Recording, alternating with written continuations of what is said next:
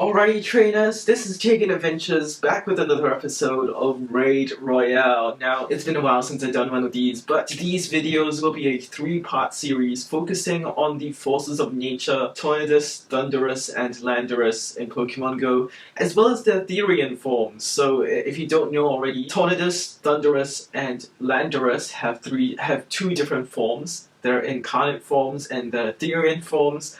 I'll be talking about both of these forms in these videos. This video will be part 1 of 3 in the series, focusing on Tornadus today because that is the raid boss that's currently in Pokemon GO right now. Tornadus in its incarnate form has pretty good offensive stats, 266 attack, pretty bad defensive stats, 164 defense and 188 HP.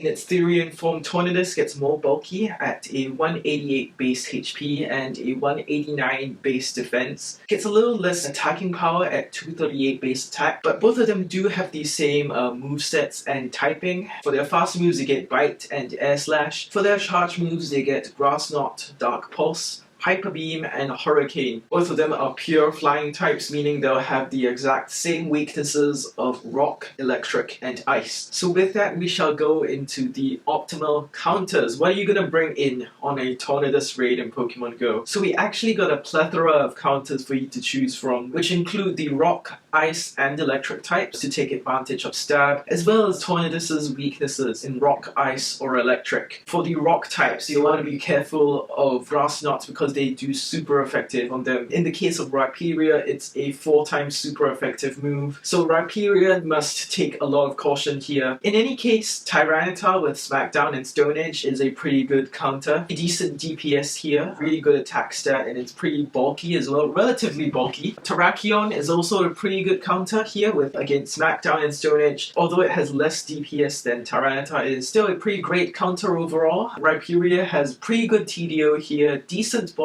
and a very amazing charge move in Rock Wrecker. Rhyperior is one of the best counters here for a Tornadus raid, if not for Grass Knot. So just be very careful of a Grass Knot Tornadus when you want to send in your Rhyperiors. Rampardos does have some very good DPS, however it is pretty frail in the defensive department. 109 base defense is not something Rampardos can write home about. That's why its TDO is pretty darn low here. It's not one I would bring on a Tornadus raid, but you can if you want to, I guess.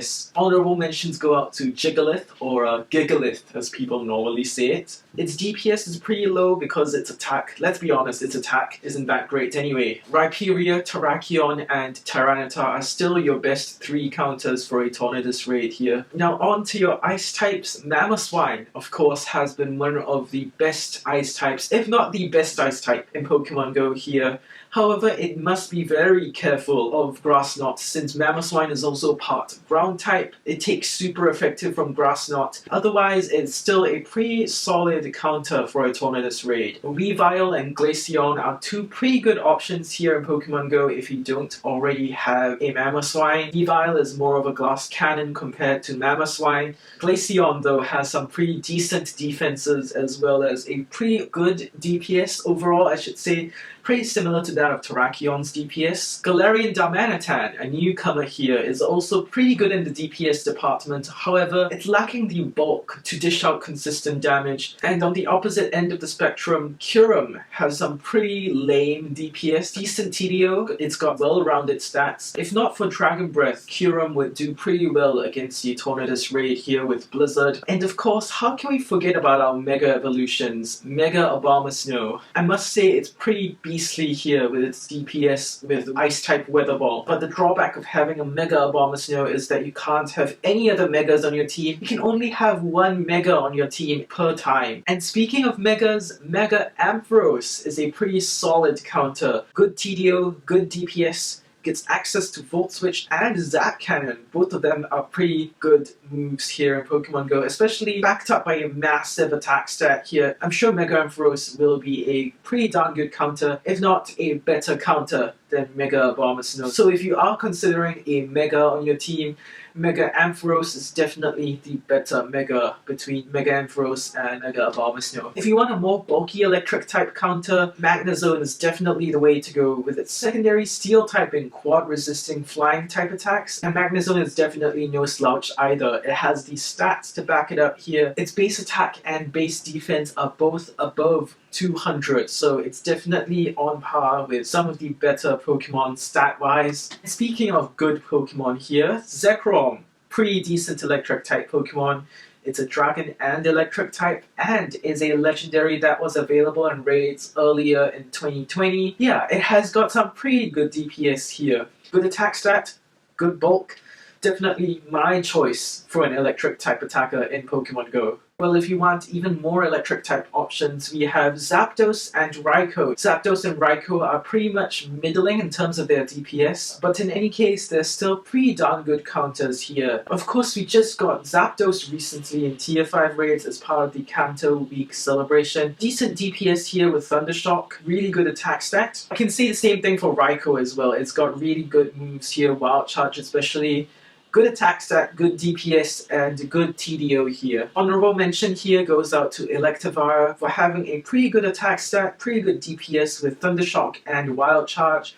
But unfortunately, its TDO isn't doing too hot here. Its TDO is pretty lame compared to other counters that I presented on this list. Ideally, you would want 3 to 4 trainers to beat the Incarnate Tornadus since it has lower defense stats. For the Therian Tornadus though, you would want slightly more trainers. Ideally, from 4 to 6 high-level trainers to beat it because it has a higher defense stat and is pretty bulky. Now, of course, since we're in the middle of a pandemic right now, be smart about your raids, practice social distancing, wear a mask, use a remote raid pass wherever possible, and of course, stay safe. Lastly, let me conclude this video with the 100% CPs for Tornadus Incarnate and Tornadus-Therian. For the Incarnate form, the 100% IV CP will be 2389 in weather boosted conditions, which is windy weather, and 1911 in non-weather boosted conditions, which is any other weather apart from windy weather. For the Therian form, the 100% CP will be 2296 for weather boosted conditions and 1837 for non-weather boosted conditions. With that being said, thanks so much for watching this episode of Raid Royale. Stay tuned for part 2 and 3 of this 3-part series, which will be about Thundurus and Landorus respectively. I will be talking about both the Incarnate and the Therian forms as usual, just as in this video, and I may be talking more about the differences between the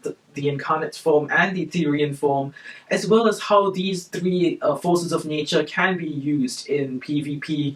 More about that, more updates in the future. It's still TBD on the PvP guides for Tornadus, Thundurus, and Landorus. So with that, what's more to say than this has been TaeganAdventures, you have watched Raid Royale, and peace out.